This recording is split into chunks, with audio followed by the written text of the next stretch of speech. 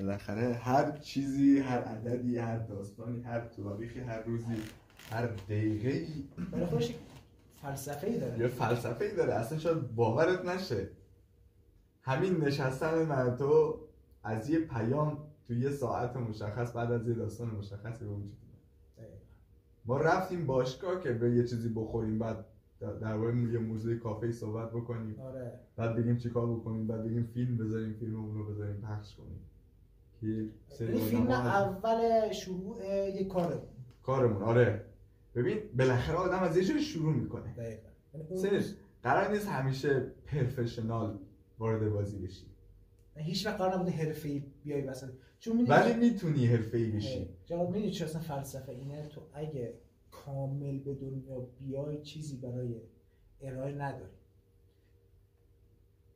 ببین جاوید، همه چیز چیه؟ موقتیه توی دنیا.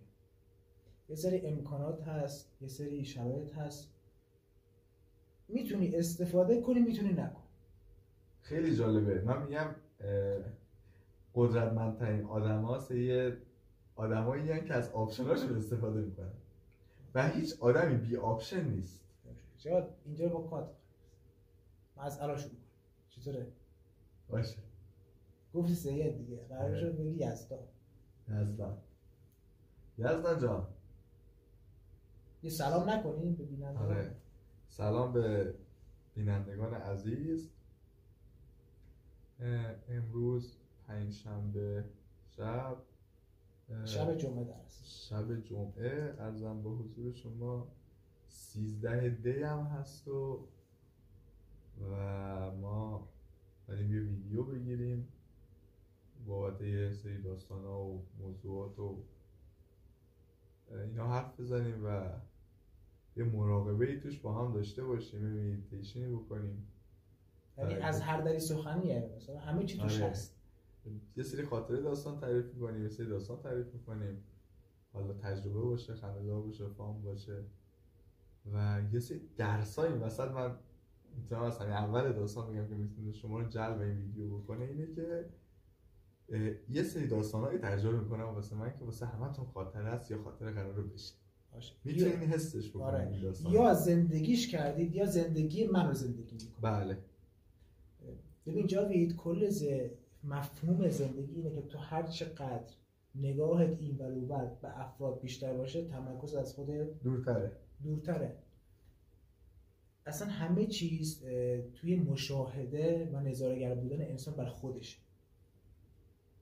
ببین مثلا خیلی طرفدار علمن و طرفدار بالاخره آزمایش ساینس، خب ولی تهش این مفهوم دریافتن که آقا پشت این ساینس یه چیزی هست که خیلی عجیبه ولی نمیشه گفت چیزه.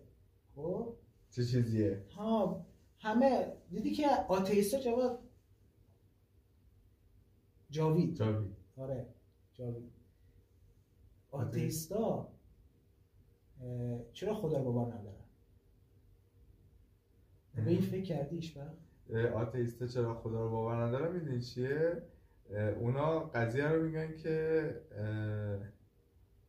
چرا باید یک چیزی اینقدر قدرتمند باشه که علم رو ساپورت کنه؟ خب بله. آتئیستا کلا اینجوری هستن که علم رو مبنا قرار میدن، علم و شواهدی که دارن میبینن، خب مبناشون اینجوریه و میگن که خب اگه این دنیای ماست، این دنیای ما خیلی، الان آتئیستا میگن خیلی دنیا خفنیه، چیدمانش، نظمش خیلی چیزا عجیبیه. خب اینقدر عجیبه، مثلا آتئیستا این قسمت قضیه رو گرفتن که آقا دیگه ولش کن، چقدر عجیبه، ما اصلا چیزی نیستیم.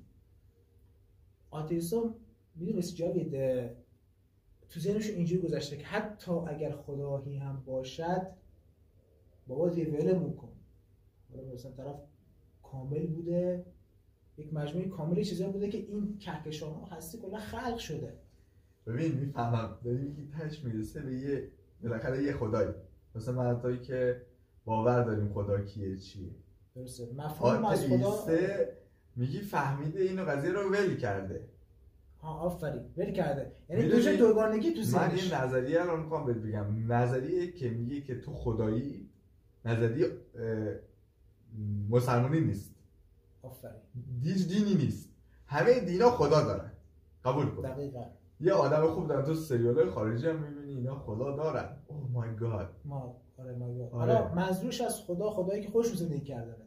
الان جاوید این کل مردم جهان رو نگاه بکنی همه دارن توی ماتریکس های ذهنی و محدوده ذهنی خودشون زندگی میکنن. 100%. خب ببین اونا مفهومی که از دین دارن کاملا متفاوته با ما.